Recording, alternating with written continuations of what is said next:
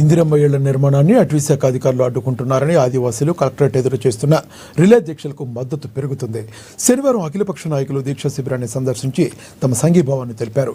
సాత్నాల మండలం దుబ్బగూడ రెవెన్యూ భూమిలో ఆదివాసీలు ఇందిరమ్మ నిర్మాణాలు చేపడితే అటవీశాఖ అధికారులు అడ్డుకోవటం సరికాదని అఖిలపక్ష నాయకులు తెలిపారు.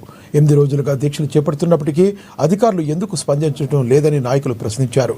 ఇప్పటికీ కూడా పేద ఆదివాసీలకు న్యాయం చేయాలని కోరారు.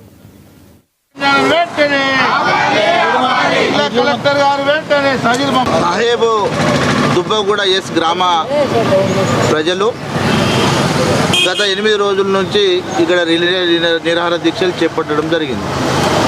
నిన్న మేము ఆ గ్రామంను విజిట్ చేసినాం. అక్కడ ఫారెస్ట్ అధికారులు ఆపుతున్నారు, మా ఇళ్ల నిర్మాణాన్ని ఆపద్దని చెప్పేసి వీళ్ళు చేపట్టినటువంటి రిలే నిరాహార దీక్షలను చూసి మేము ఆ గ్రామంని అఖిలపక్ష రాజకీయ పార్టీలుగా నిన్న విజిట్ చేసినాం. ఇలా అటవీ శాఖకు సంబంధించినటువంటి భూమికి ఇవాళ ఇల్లు నిర్మిస్తున్నటువంటి భూమికి దాదాపుగా 15 మీటర్ల దూరంకు సంబంధించి అటవీ శాఖ అధికారులు తవ్వకాలు జరిపిండ్రు. మా భూమి బార్డర్ ఈ నుంచి ఇటు అని చెప్పేసి అక్కడ తవ్వకాలు జరిపిన దానికి ఇలా 16 మందికి ఇందిరమ్మ ఇల్లు శాంక్షన్ అయినాయి. ఈ ప్రజాపాలన అని చెప్తున్నటువంటి కాంగ్రెస్ ప్రభుత్వ హయాంలో 16 ఇళ్ళు శాంక్షన్ అయినందుకు ఫస్ట్ విడతలో 5 ఇళ్లకు నిర్మాణం చేపట్టాలని చెప్పినప్పుడు వీళ్ళు 5 కుటుంబాలు ఇల్లు నిర్మించుకుంటున్నారు.